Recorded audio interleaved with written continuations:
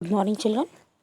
Today I am going to explain about the fourth institutional representation of democracy, that is coalition government. You know, and rest three. There are four or the main institutional representation of democracy are universal adult franchise, elections, political parties, and the coalition government. So, about universal adult franchise, elections, and the political parties, I already explained in previous two videos. Now, I am going to explain about the coalition government. What is coalition government? Okay, so after the election, already you know the process of election, how the party form the government. So after the election, when the party gets the majority, when the party gets the largest number of seats in the parliament, suppose any one party gets the large and suppose one party, from one party the largest number of members are elected, and they make the elected, so that party is eligible to form the government. No? So after the election, when the election over and the party gets the largest number of seats in the parliament or the state assembly, there are two levels the government can form: state level or the central level. So central level the government formed, that is called the parliament, and the state level, that is called the state assembly.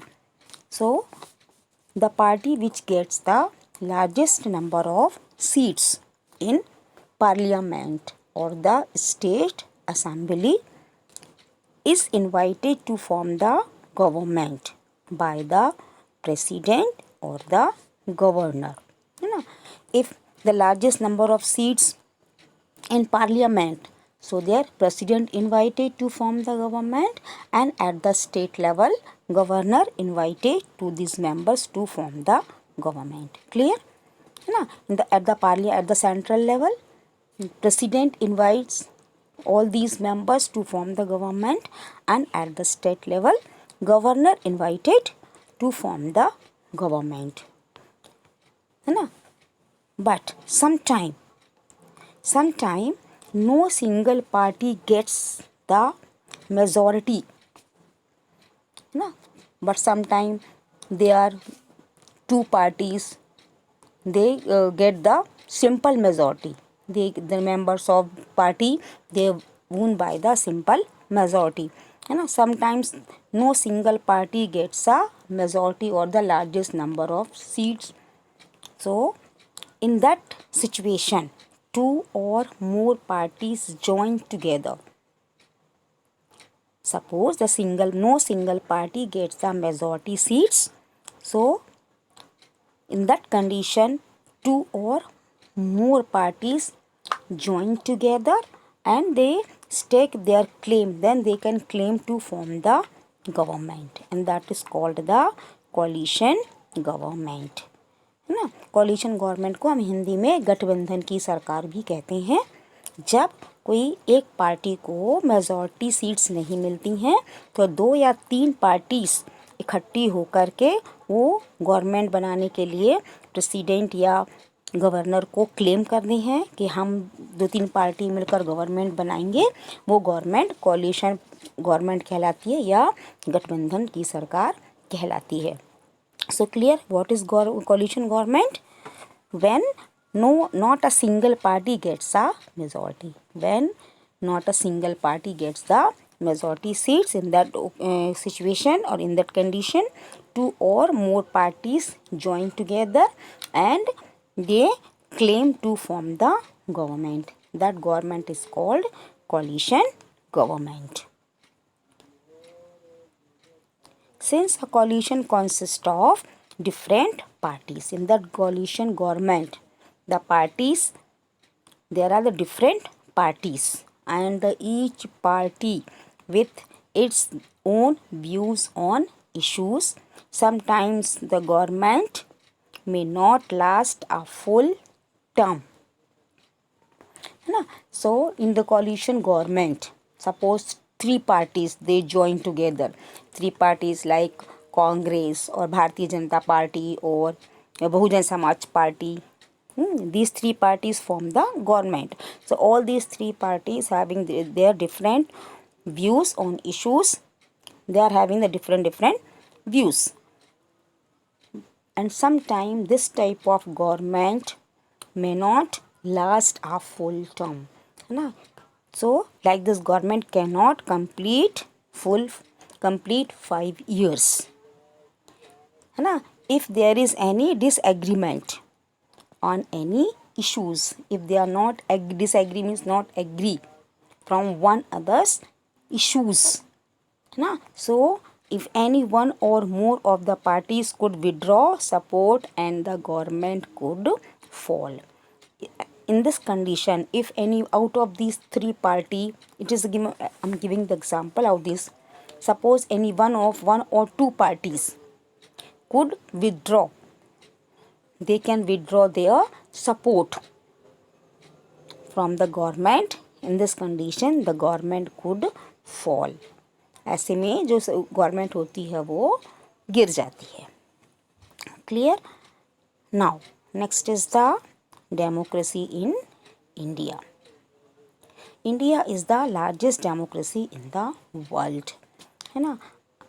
Ideally in a democracy all the citizens should have equal. Now all the citizens, India is the largest democratic country in the world. All the citizens should have equal rights. All the people are equal. In India, it would be it means there is no discrimination between rich and poor. Means there is no discrimination between the standard of their livings. है ना. According to their religion, according to their caste, there is no discrimination. All the people are equal. Either they belong to rich family or the poor family, or they belong to Muslim family or Hindus family, Brahmin family or the Dalit. Either they are the male or female. All are equal before law. All the people are equal before law. They get the same. If they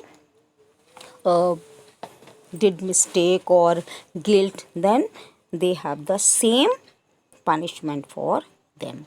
No, but still remains a dream for the most of the people in India.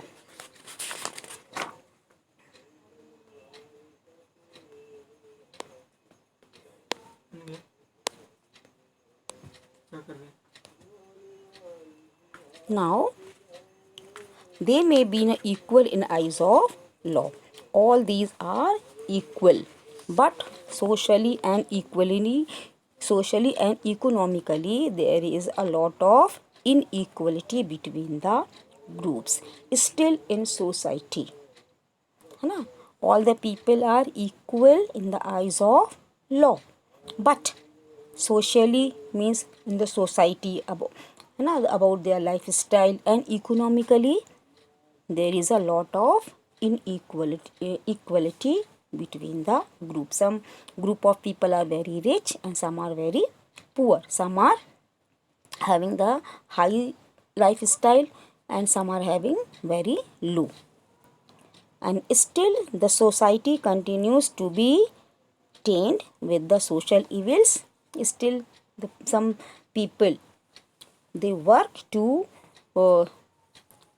taint or to remove some social evils like the untouchability and the discrimination.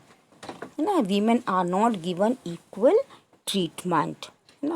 Still the women are tortured by the other family members, and the crime against them still continues. Still the crime happened against the women.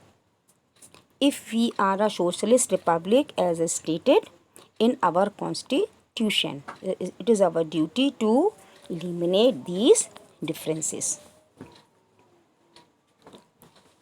Next is responsible citizenship. In a democracy, the people elect their leaders. During the election, the people elect their representatives, and these representatives have the great responsibility rest on the electorate. Electorate means the people who elect them. Okay, so when the people elect their representative as their leaders, so they have a great responsibility towards electorate. Electorate means the people who elect them. If people have to make the right choice, they have to be responsible citizen. If the people, it is the people's duty or the voters' duty to choose right representative. It is in their hand. In Indian citizens to be educated and made aware of the value and importance of their vote. Citizens who do not know the power of vote to change the fate and future of the country and give into corrupt practice like selling of their votes. If the people are not aware about the values of the vote, about their importance of their vote, so they can cast their vote and give in the corrupt practice like selling of their vote. It means they are selling their votes. So here the elected person, elected representative is responsible for the electorates. So it is the people to choose a correct or a right representative. The next is good leaders. To lead a huge democracy like ours, we need a strong, good and honest leader. If we want progress in our country or to lead, then it is our duty. Then we have to choose a strong, good and honest leader. The people who put national interest. The people who have national interest, not the personal interest. Some people are working for their personal interest, but some people are working for the national interest. So it is the voters' responsibility to choose the people who put national interest ahead of the personal interest. Since they represent the people in the government, all these leaders, they represent in the government, and so they should have welfare of the nation close to their heart means they have to work for the welfare of the nation. If personal influences, money and the muscles power take over and democracy fail to effective. If they are taking their personal interest instead of national interest, अगर वो लोग अपने personal interest पे ज़्यादा ध्यान देंगे, then they can fail to effective democracy. So the leaders must be morally strong with the desire to serve the people, है ना. So leaders should be morally strong with the desire to serve the people, and politicians who are not morally sound make elections promise that are not always kept. And the next is public opinion.